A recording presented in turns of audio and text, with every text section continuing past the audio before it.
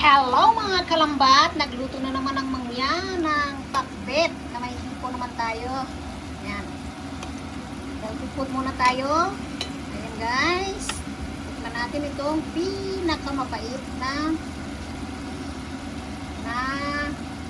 ampalaya. Diba? Meron din tayo adobong tuna. Hi, Mama! Hello!